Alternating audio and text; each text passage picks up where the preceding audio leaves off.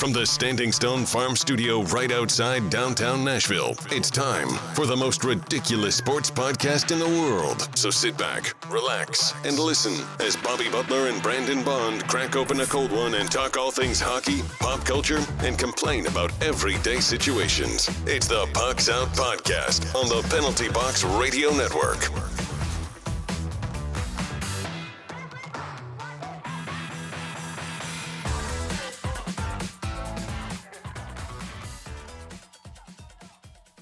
Welcome everyone to another fantasy football edition of the Pucks Out Podcast. I'm Bobby Butler. He's Brandon Bond. Heyo. We are here today to talk about wide receiver rankings, and this is a good one.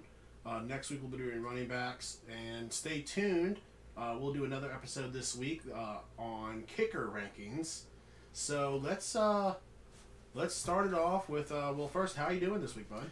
Good, man. Making it. Always love talking fantasy football, and especially wide receiver rankings, because there is almost a guarantee that both of us are gonna miss at least two or three guys that are gonna be in here. You know, that's the problem is with wide receivers is it's any given week. There's not really a great way to rank them as easily as, say, running backs, where you can kind of guess how much work they're gonna get. Their work is going to really depend on quarterback play and cornerback play and how a lot of other factors, routes that they get to run and what they're asked to do. So, so again, keeping that in mind that this is super subjective, we still are going to rank them. And I mean, this is our early rankings, and obviously some of this stuff will change, but let's sit here and let's go ahead and start it out. You want to start us out with your number 12, man? Yeah. So, this is a guy who I traded for in my Dynasty League. I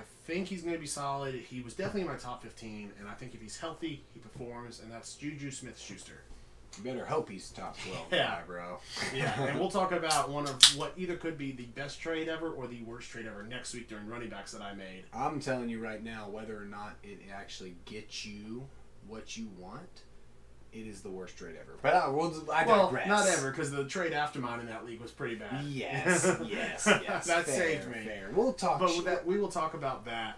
My thing is, if you're going to be in my fantasy football league where I am the GM and you're not willing to get crap talked for your draft for your trades, then I would probably suggest finding somebody to take that. I mean, team part of trades is you're gonna get shit talked one way or the other.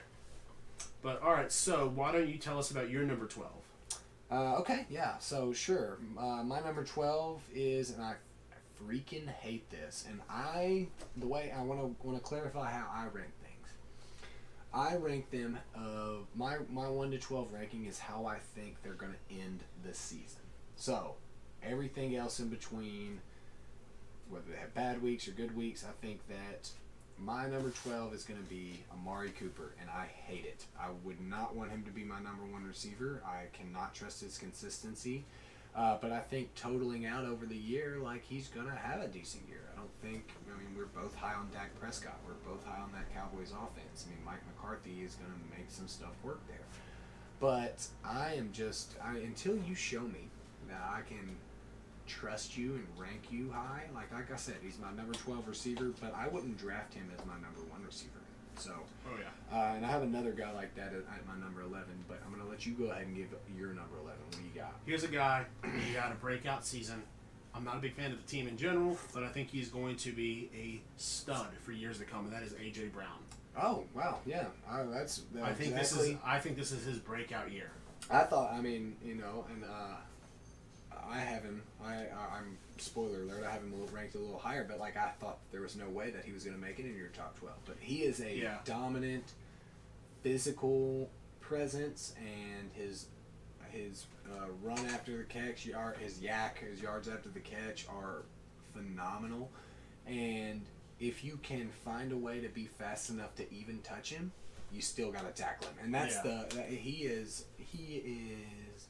he was a steal for the Titans where they got him 2 years ago, and so pleased to have him. And DK Metcalf, great receiver, great physical, capabilities, and couldn't be a superstar in this league. I think there was no question that of those 3 dope receivers that Ole Miss had last year, or 2 years ago, I should say, that A.J. Brown was not the number one guy coming from there, and I think it was obvious. It showed. I mean, he got you to rank him in the top 10 or top 12, and with Ryan Tannehill, a guy you don't believe in as the quarterback. Not at all. I think that's telling that even you would say I can't break him lower than that. Yeah. So,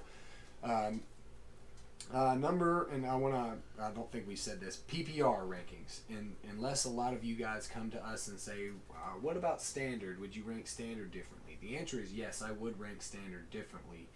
But as a general rule, we're going to talk PPR here because that is PPR is king. If you're not playing PPR, you should be. Yeah. My number 11 is Allen Robinson, which is, again, super weird because I would not take him. Didn't make my top 12. And he wouldn't be one of my top 12 receivers that I drafted. You see what I'm saying? Like, yeah.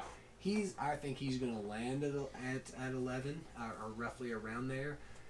He just is a consistent receiver, which is consistency. He is above average consistent receiver. So he's going to get you some good points every game. I just don't feel like he's going to have any week winners. And maybe that changes if he had a different quarterback. Personally, if Trubisky played football like he played the end of 2 years ago, then Allen Robinson could move all the way up to 7 or 8, in my opinion. If Mitch Trubisky plays football like he played last year, I don't think I think it's going to be hard for him to get to 11. If Nick Foles takes over that job, I can't tell you. I can't tell you because Nick Foles is so chemistry based. He works with guys that he knows and he likes, and so I don't know how that's going to work out. So, but Allen Robinson to me is a guy that if I could get him as my second receiver, I would pull the trigger in a heartbeat because he's got what I'm looking for in a wide receiver 2 with that consistency. So, what do you got at number 10, buddy? Number 10, and this guy is a guy who I think in the future may be further down in this list, or by that I mean better. That is a guy who now has Teddy Bridgewater thrown at him. I've got DJ Moore. Wow, we talked about it. I didn't think that he was going to make it in. I think with Teddy Bridgewater now, I think he is going to be a solid receiver. Back in, he's going to be a distraction for the defense from Christian McCaffrey. With the times they decide not to go to Christian McCaffrey, they will be going to DJ Moore. They now have a quarterback who can still has legs, but he's not the beast. He's not Superman. And he can he's athletic, but he's not going to have the legs of Cam Newton. He'll have to throw a little bit more. I'll tell you, I mean, I really believe in DJ Moore, but you know my thought process and belief in Teddy Bridgewater, and that's why he can't make it into my top 12. I feel like if you told me right now we fast forward to the end of the season and somebody says the only information I get from that whole season is that DJ Moore was the wide receiver 10, I would say I wouldn't be surprised. Yeah. Does that make sense? And here's the thing. If you get, like, DJ Moore, and here's a weird thing about our top 12s. DJ Moore, to me, I wouldn't draft him. He's not a wide receiver 1 for me. He's a wide But receiver if you get 2. him as a wide receiver 2, that is a man who, last season, he only played 14 games.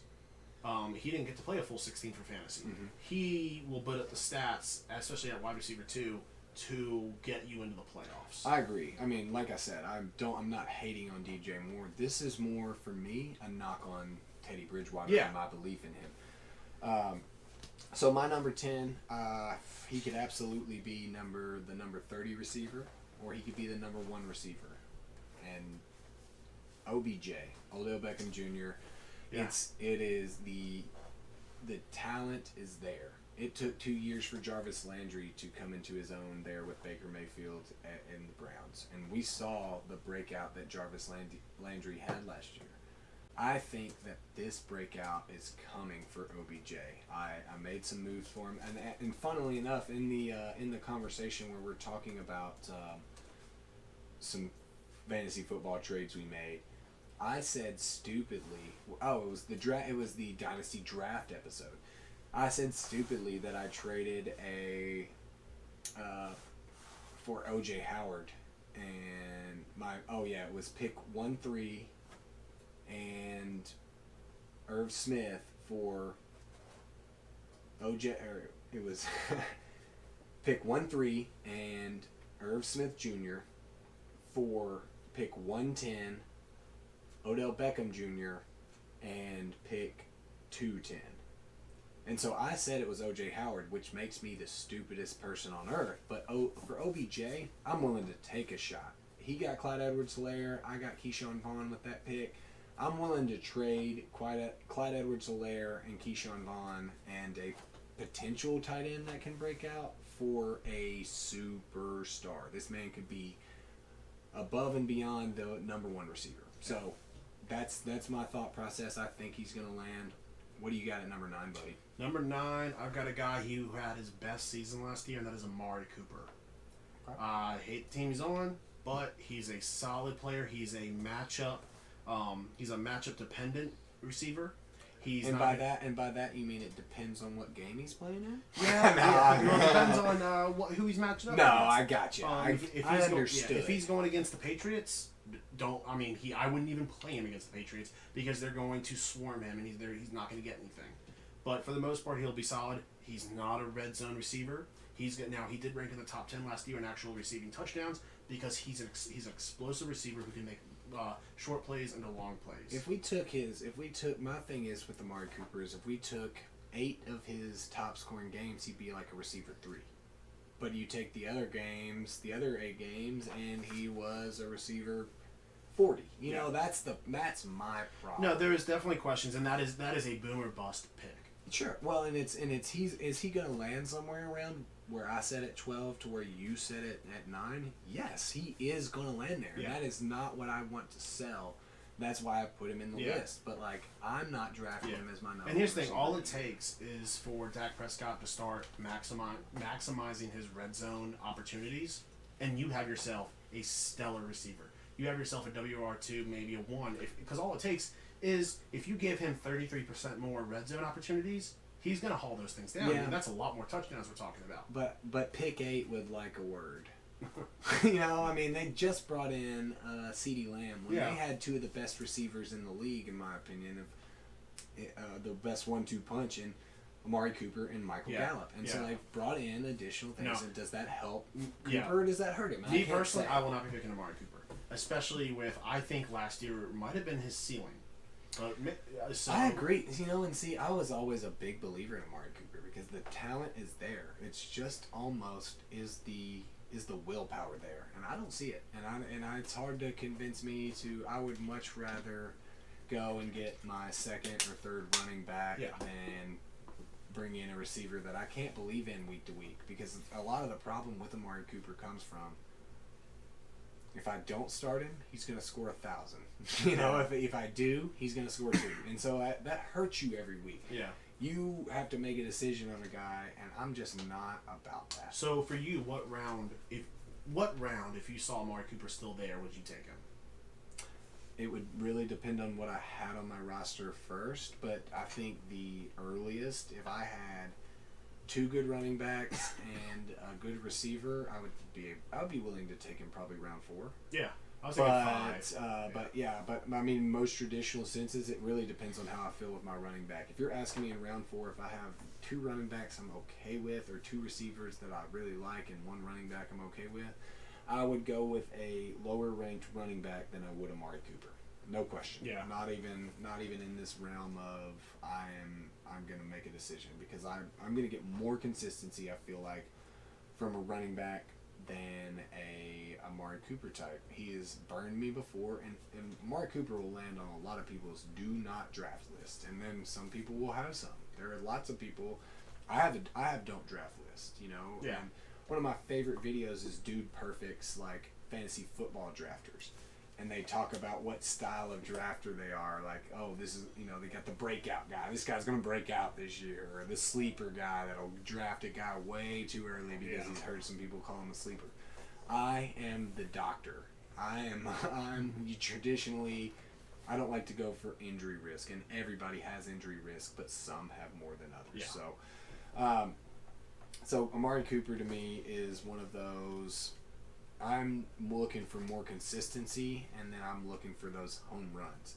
While Amari Cooper can be a home run, getting him in round 4 doesn't make him a home run. That means you've wasted you've used a 4th round pick. But if you can get him in the 5th or 6th, I think if the 6th round rolls around and Amari Cooper in your league is still there, I don't care what my roster is looking like at round 5 or 6. Like that's one of those. I'm gonna take this shot. Like I'm gonna swing. It's worth the gamble in the 5th or 6th round with Amari Cooper. That's Amari Cooper's problem. Is like what I look for in a wide receiver 1 and a running back 1 is comfort. Yeah. How comfortable am I? Yeah, with them? because here's the thing: if he is guy. available in those late rounds, that means you're in a league with players who pretty much know what they're doing. Because a lot of people who don't know what they're doing, they might just take Amari Cooper for on name value. Name, yeah. I mean, Like Amari Cooper, I know that name. So obviously, if someone takes him in the third round, they haven't really done their research. So it might be worth it taking him in the 5th or 6th round. Just because here's the thing: Amari Cooper could win you a week with he could catch a 90-yard touchdown pass. He's a week winner, not a league winner, in my opinion.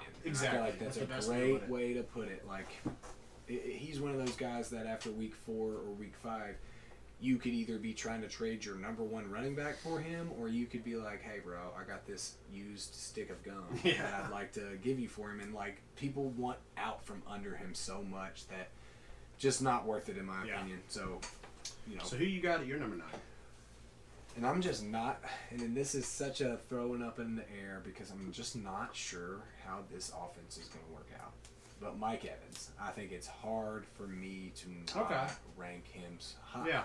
We're talking about a guy that is a traditional 12 to 1,500 yard receiver. And while there are arguments to be made that he had some Amari Cooper-esque games last year, the game that he zeroed you, if for those of you that had him, he scored 0 points for you. He was coming off a really, really bad flu.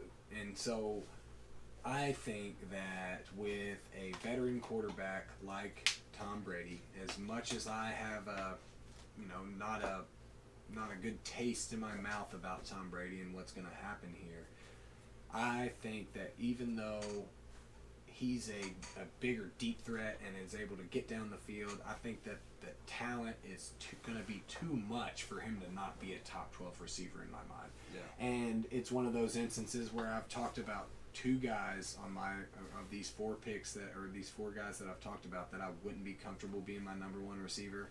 If Mike Evans' name was in my wide receiver 1 slot, I would not feel bad week to week. Yeah. He is one of those guys that can get away with zeroing you 1 week because that it was a one-off type of situation.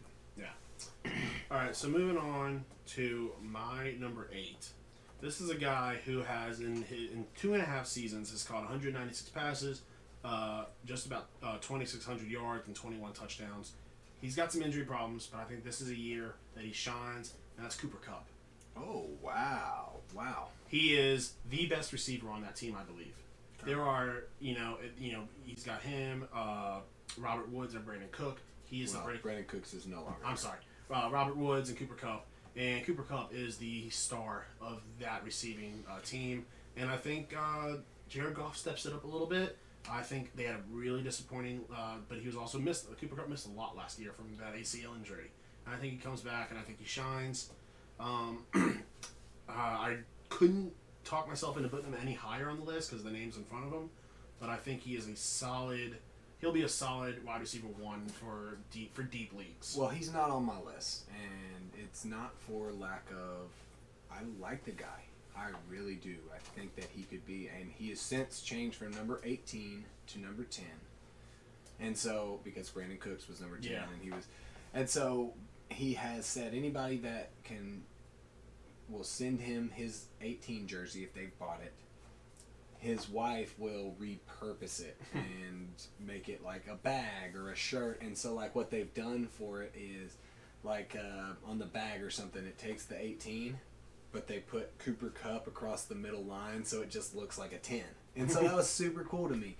So all 3 people that bought his jersey send it in. All 3 people. No, but in all seriousness. That's dope. Cooper Kupp is a guy that if you told me he made it to the number 4 on the list or the number 2 on the list as he was for a portion of last year, I wouldn't be surprised. It's just that offense has changed what it needs to do. Jared Goff is a liability for what Sean McVay is trying to do there, and as much as he he knows that if he needs to go get a new quarterback, that's really going to set back what he wants to do. But that's a team that went for it all, and then their defense went to shambles last year, which can add up to a lot of benefit to a receiver. But because Sean McVay's offense is the way it is, it's very difficult for me to be able to pinpoint and be willing to say Cooper Kupp's going to be a top 12 receiver. When I don't know, he was at one point through the season, he was on the field 98% of the time for 98% of the snaps. And then when he got hurt, and then Gerald Everett and Tyler Higbee stepped up their game, he went from being a 98% snap player to a 70% snap player. And that's really hard for me to see what the feeling is. It's not for lack of talent. I believe in Cooper Kupp, and I believe that he can be a staple in this league. It's just when you have a dynamic offensive type of mind like Sean McVay, it's about winning for Sean McVay. It's not about fantasy for Sean McVay. And so he can make stuff happen that maybe wouldn't have happened in normal situations with the talent they have on that roster. Yeah. So, but good call. I mean, it's not one of those that I can sit here and degrade you for picking it. It's more just I can't see it. Yeah. So my number 8 is a guy that you have on at number 11, AJ Brown. I believe in him, and so the reason that it gets marked up 3 spots from your number 11 spot is because I do believe in Tannehill, and I think that's where our difference in ranking comes. 100%. You know, that's where this spacing comes from. Is you don't believe in him, but you believe in the talent. I believe in Tannehill, and I believe in A.J. Brown's talent, and so that's 3 spots to me right there. And so 100%, yeah. If Tannehill outperforms what I think, then A.J. Brown. Exactly. But, I don't think that Tannehill has it in him to be that. You have to use all the factors of what you're thinking about. Yeah. And so that's fair. And so maybe he won't be 8. Sophomore season for a lot of guys, the second year is sometimes tougher because there's a year's worth of film on you, and guys learn. I mean, you got to be. I think even more so than being the most athletic guy on the field. If you're the smartest guy on the field, you can win in NFL football because you've got 10 other athletic guys. And here's another thing. I think he is in a catch-22 with Derrick Henry. If Derrick Henry is performing, guess what? That leaves A.J. Brown more space.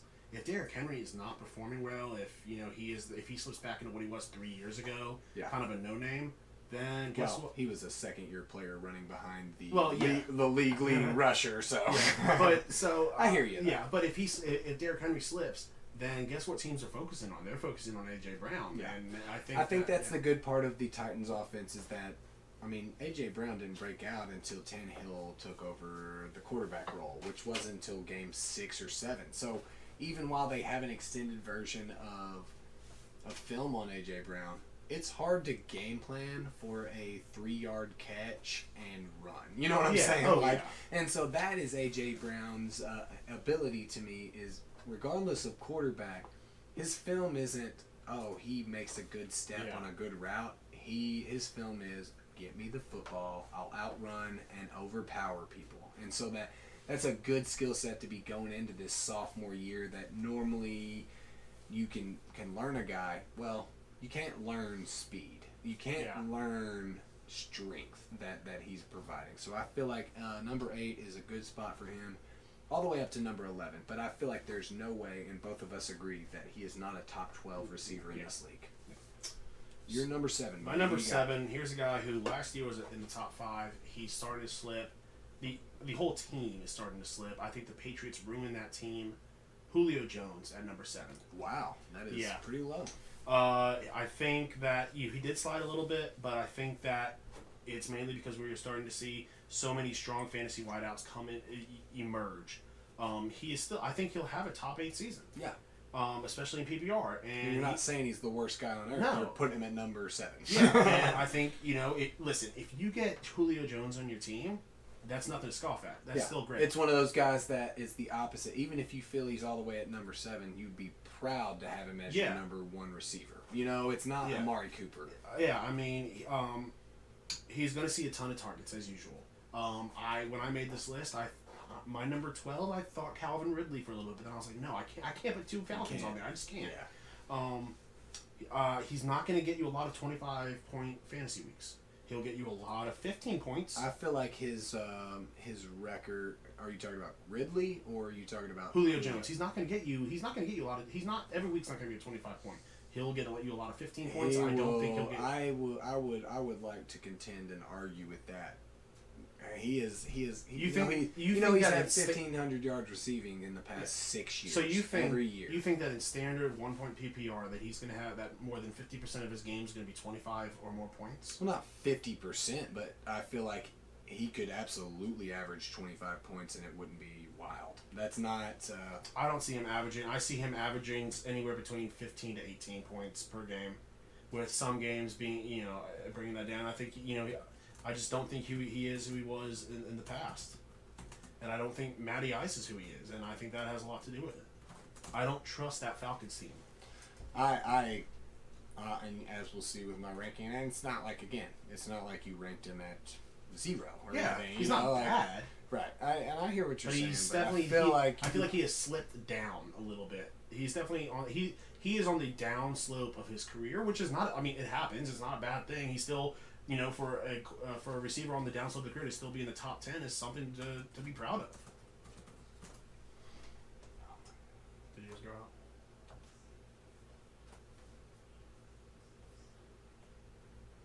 Sounds like That's what mine did earlier. One sec. I just want to look at the stats. So I have it for mine. What stats you looking for? Because I got Julio. I got for 2019. No, I'm just looking for his lifetime. So you're all good. That's just more just like. Okay, I'm ready.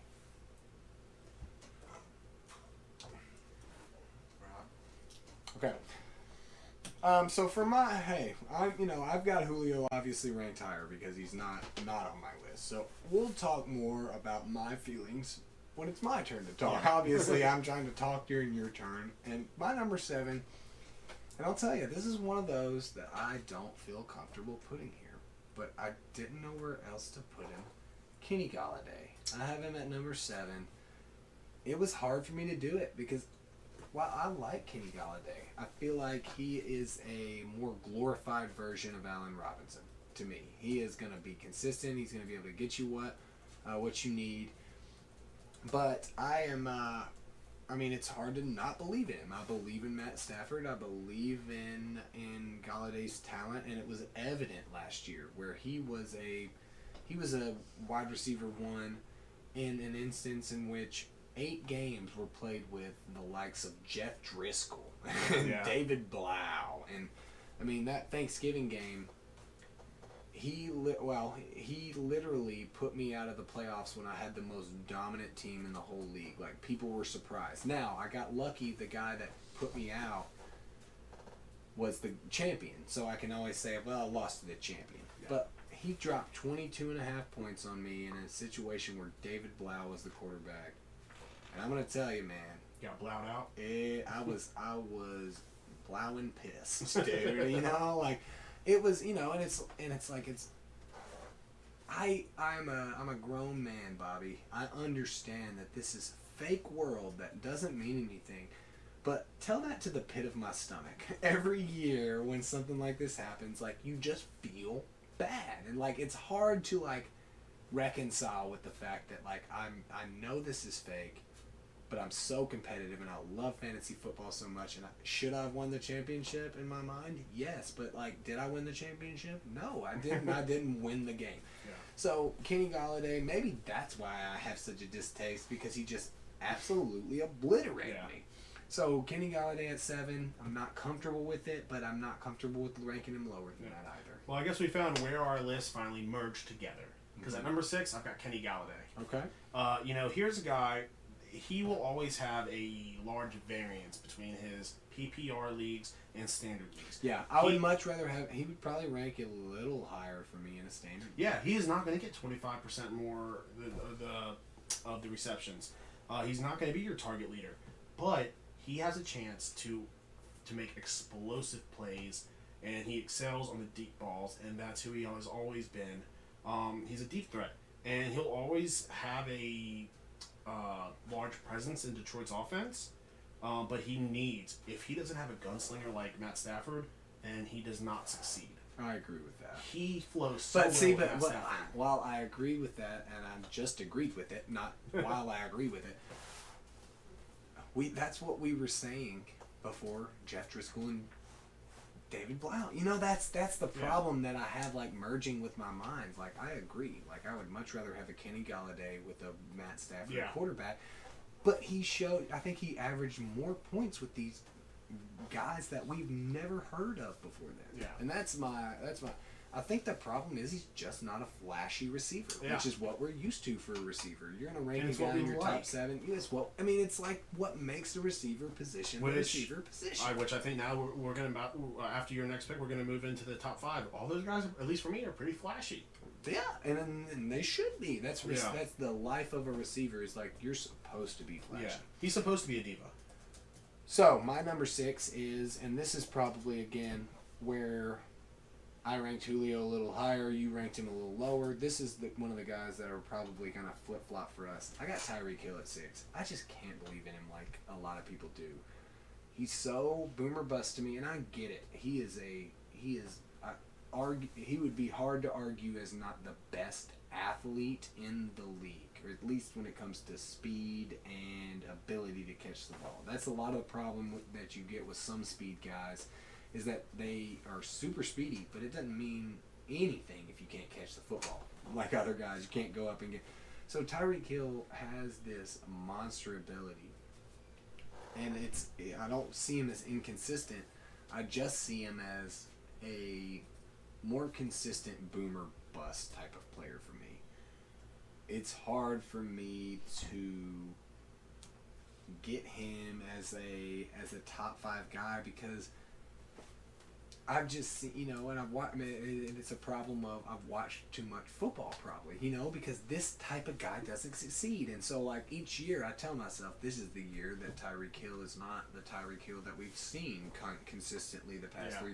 And so it's probably more of on me and what I've seen before, but it's one of those things, just like Kenny Galladay. While I specifically am not sure about him and don't necessarily want him on my team, you best believe I have him in one of my dynasty leagues. You know what I'm saying? Like, I mean, because it was one of those things where his talent is obvious enough where I can't pass on him here, because he could be one of the greatest receivers that this league has ever seen.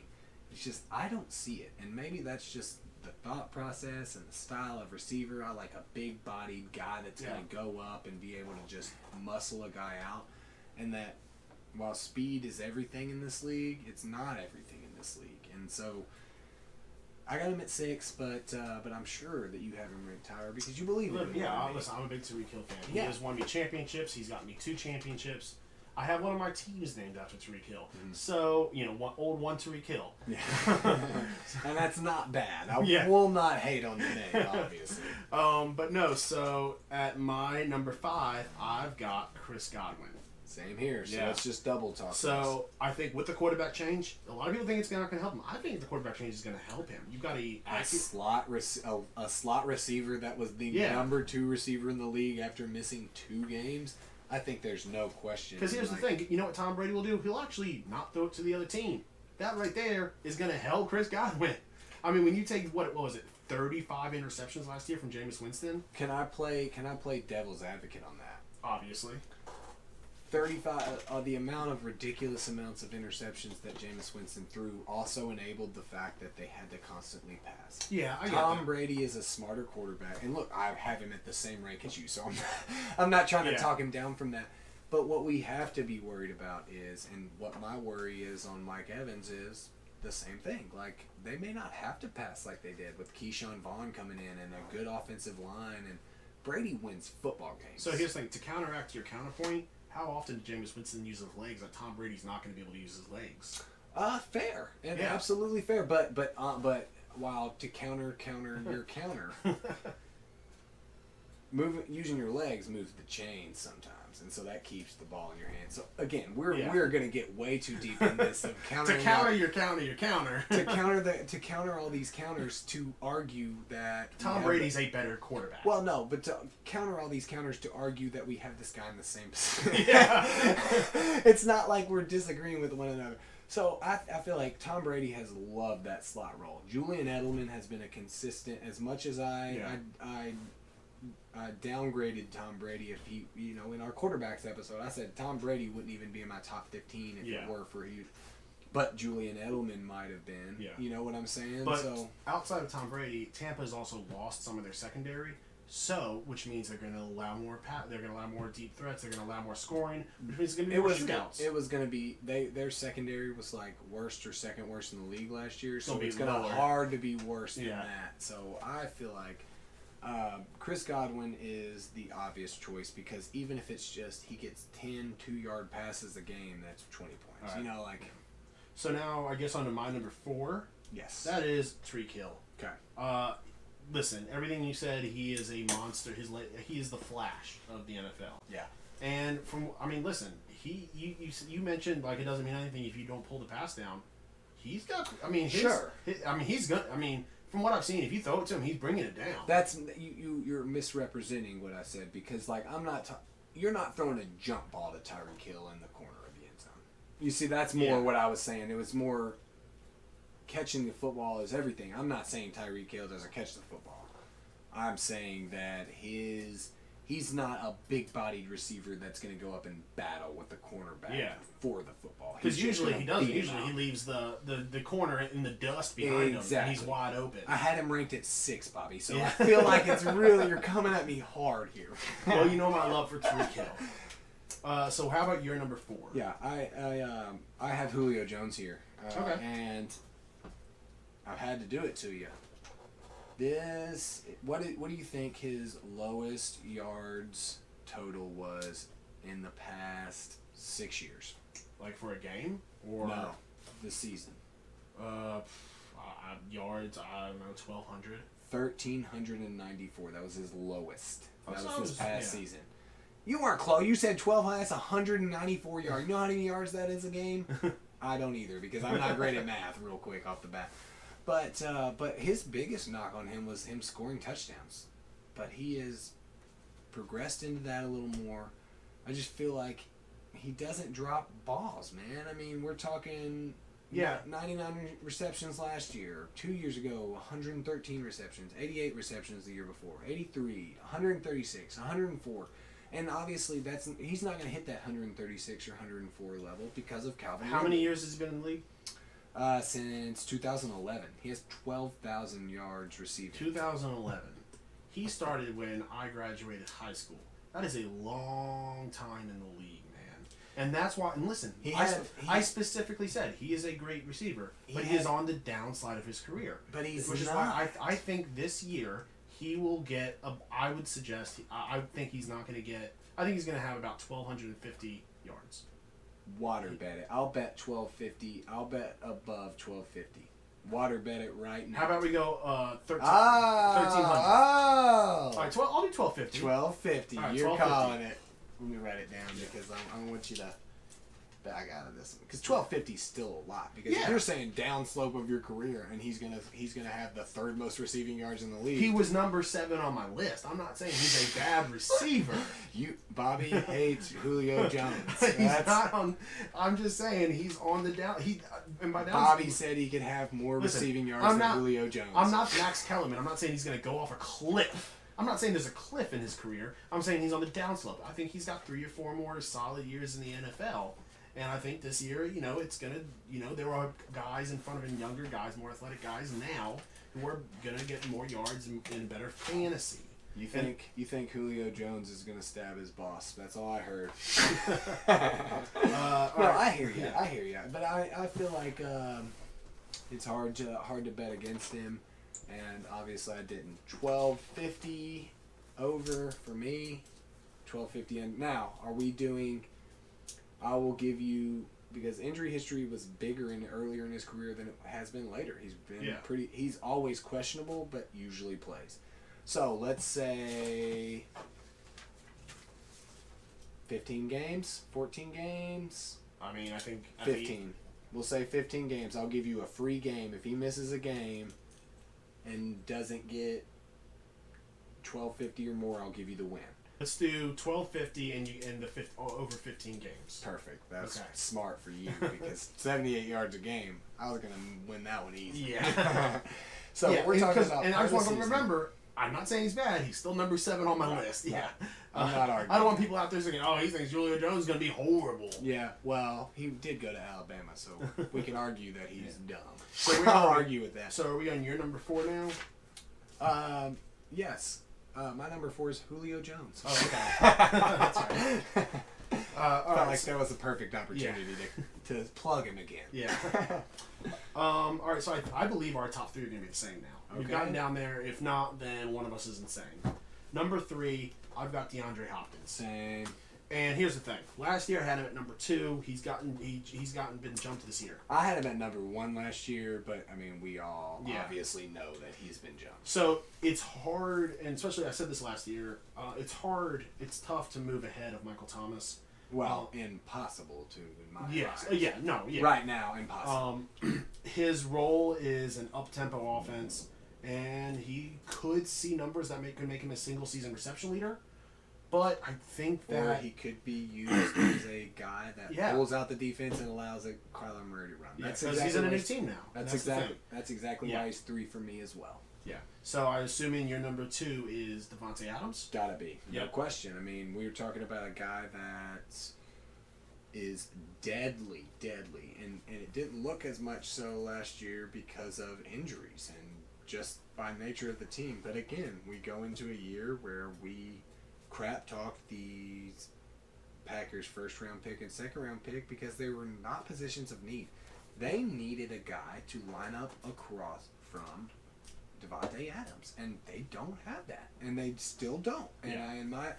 they have some guys that are up and comers and could be good in this league, but they don't have anything that Aaron Rodgers needs, and he's gonna be passing the football. And now Aaron Rodgers is so risk averse, and he doesn't have the weapons that he did at one time, and so he leans on a guy like Devontae Adams. And so minus injury history, which we bring into the fact a little bit, but like not really. We don't really try to factor in that we know this guy's going to get injured. I mean, it was turf toe last year. We were actually up in Annapolis when that game was happening. And you remember, he dominated, and then one of the last plays, he comes limping up, and turf toe is one of those things that you're a receiver, your push-off ability, your ability to jump is all based on your toes and your feet. Yeah. So I agree with you. I have DeAndre Hopkins at 3, Devontae Adams at 2. And then no one else at number 1 but Michael Thomas. I mean, and it's not like Michael Thomas beat out Devontae Adams. We're talking like if this was like if I had to push Devontae Adams down to like the percentage points away he is from Michael Thomas, I would say like everybody moves down 6 spots, and like Devontae Adams is wide receiver 8. And and maybe not to that extent, but like that's really how I feel. Like now, it goes into with Michael Thomas being at number 1. He ain't a number 1 overall kind of guy. No. You know, the advantage you're gonna get from Michael Thomas is not the advantage that you're gonna get from the number 1 running back over some of these later running backs. So as much as I love Michael Thomas, running back is king in fantasy football, and especially in redraft leagues. Dynasty leagues, make your argument for for a wide receiver first. I mean, Devontae Adams was my number 8 pick in our dynasty startup, and do I regret it? No, not in the slightest. And with pairing him with Joe Mixon, that's two guys. Receivers are going to last longer in this league. That's just the way it is, as opposed to running backs. And so you need running backs to win leagues. So say pick number 5 comes around, and you have to choose between Ezekiel Elliott and Michael Thomas. Who are you taking? Redraft or dynasty? Redraft. It is tough. I mean, it's not just as easy as it used to be. How many teams in the league? Say 10 team. 10 team. 10 team, I think that you got to go Michael Thomas. 12 team, if you're telling me my pick isn't until the middle of the third round or middle of the second round ish in a 12 team league, I got to go Zeke in a 12 team league because running back is king. Like I just said, running backs are not going to fall back to me. Whereas maybe in that 12 team league, I just feel like the advantage you get from having Michael Thomas over, say, Devontae Adams is not the advantage that you get from running back. Having Zeke to whatever running back you're going to get in the third round. Exactly. Like that's exactly how I feel. All right, so great top 12. Great top 12. Yeah, receivers are always going to be like a battle of those because like they're because there's so many different thought processes that go into them. Exactly. But yeah, so it was great to have you guys listening to us. Stick around. Tomorrow we'll have kicker rankings. So it was. Well, let's tell them the kicker rankings with some tips and tricks. Yeah, is really, if you listen this far, tips and tricks. Tips and tricks is really to win what your we're league. getting to. But all right, guys, we will see you next time.